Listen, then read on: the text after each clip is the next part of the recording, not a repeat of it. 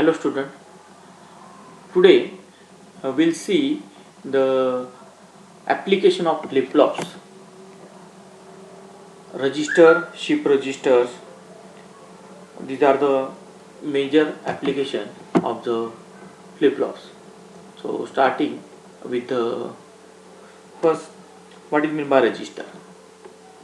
So we know that group of a flip-flop can be used to store a word and is called as register.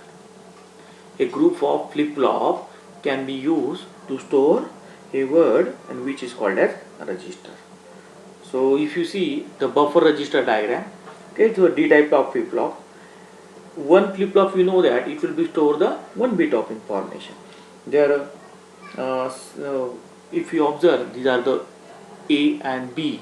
Okay, input you can apply here, second is applied here, clock pulse is applied common to all. Okay, this figure shows the simplest register construction with the four means similar to A, B, C, D, four type of register. We can call it as four flip-flop we have to connect it. Okay, and with the D type flip-flop. This register is also called buffer register. Each D flip-flop is triggered with a common negative edge clock pulse, or we can say the common negative edge pulse. See, this bubble indicates negative. This, like this one, the symbols, it indicates the edge trigger, and which one is the negative. Okay, so that's why you can call it as the D flip-flop trigger with a common negative clock pulse, because all flip-flop will be triggered at the same time. Therefore, when the first negative clock pulse arrives, the stored binary information become QA, QB, QC, QD means output of first A, QB means output of B, output of C, and QD is equal to what are the input you are providing to the ABCD. ABCD. Okay, so here the 4D flip-flop are used, so it can store 4-bit binary information. Okay, so see, in control buffer register, okay, in modification with the first diagram, what we are doing, okay, we can control input and output of register by connecting the tri-state device at the input and output side of a register. Okay, so tri means three input having, okay, or 3 terminal we can call it, not input, 3 terminal having. Okay, so if you observe this one, the tri-state, okay, here the tri-state switch are used to control the operation. When you want to store data in the register, you have to make load or write signal low to active the tri-state buffer. I repeat again, whenever you want to store the data in the register, you have to make load or write this pin, load or write pin to low, connected to the low. Whenever it to low, to active the tri-state buffer, when you want to the data at the output, you have to make read signal low to active the buffers.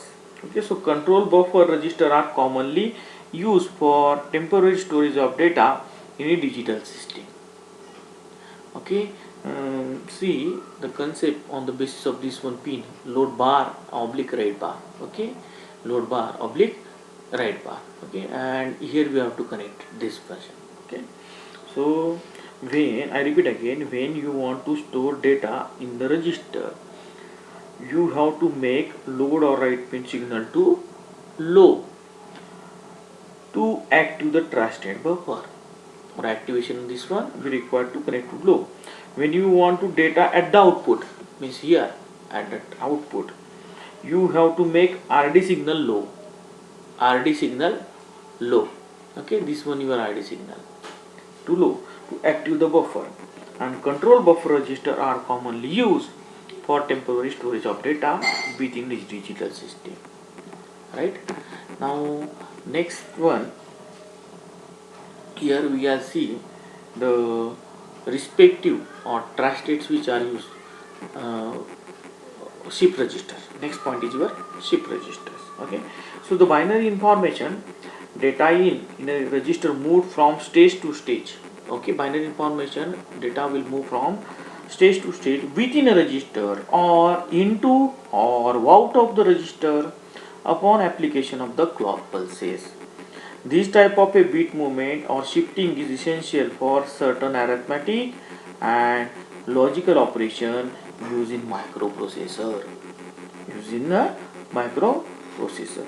This gives rise to group of register called shift register.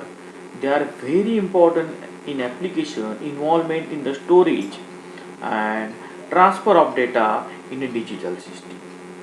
And a digital system. Okay. So if you observe the diagram, here is the first serial shift register. Okay, data will be passed serially from this one to this side, this one to this one, like this one. Okay, and then out. Finally, serial shift right and then out. Okay, here is the same pattern, but serial data shift left, then out. Okay, in the third case, you can see the parallel in, means all data will be inserted one time, and in parallel shift out, one time data will be out, right? And one is remaining related to the rotation. If we see the rotate right, okay, like this one rotate will be right, then another one is the rotate left. Okay, then different types of register we'll see one by one. In the serial in, serial out, in SISO, serial in, serial out shift register. If you observe the diagram, okay, shift left mode first, we can see the shift left mode. Okay, here we can apply it. Okay, one or ABCD we can call it as ABCD. Okay, this was your LSB and this is your MSB. It is again shift of 4 bit. Okay, 4 bit clock pulse we can apply it simultaneously. Again it is a negative edge trigger flip flop, means this flip flop will be trigger whenever the negative edge of clock pulse will be arrived, right? Then for every falling edge of the clock pulse, the data within the register is shifted by 1 bit. Whenever the falling edge of the clock pulse will occur, so what is the data in will be pushed into the flip flop of first, and what is the output of this Q0 will be pushed to the D1. Okay, so it will provide to D1, means obvious the Q1 is equal to what is the input you can provide to the B, like this one, means at that is nothing but every clock pulse the data will be shifted by like this one. D in will be pushed into the Q0, Q0 pushed into the Q1, Q1 pushed into the Q2, and Q2 pushed into the Q3. Okay, then the shifting shift left operation you can observe these are the tables. Okay, same one by one. Again in the initially is like this one, all are 0 and D in is 1. After first it will, this one will be pushed here. Okay, again D in will be continue, is 1, and like this one the one will be shifted, and obvious this one will push here like this one. If you see the clock cycle 1 2 3 4, D in is high at very first falling edge, that Q0 will be 1 like this one, and second will be occur, that one Q1 will be active, Q2 and Q3 like this one. Okay, so for the Q4 that Q3 will be active, all are 0. Okay, see here it is 1 because this is your LSB, then here 0 0 1 1 0 triple 1 and 1 1, like this one the column wise we are writing their equivalent. Okay, so in this way the data will shift, data we can shift from left operation. Similarly we can see the data we can move to the right side. Okay, it's called as shift right mode, shift right mode. Okay, if you observe the diagram, intentionally I have wrote it like this one, right direction. D in is here, D in is here and D out here, right, to right direction.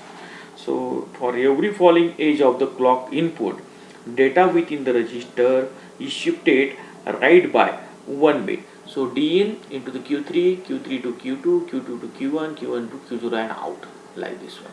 Similar the same table we can observe this table. Okay, structure is the same like the previous one, and as well as you can see the waveform structure, right? Then next type is your serial in parallel out shift register. Serial in parallel out means data will be inserted serially one by one, and but data will be out in one time parallel. Okay, data will be out in, is called as SIPO, serial in parallel out. Okay, so in this case the data bits are entered into the register in the same manner as discussed in the last section, that is serially. But output is taken in parallel. Once the data is stored, each bit appears on its respective output lines.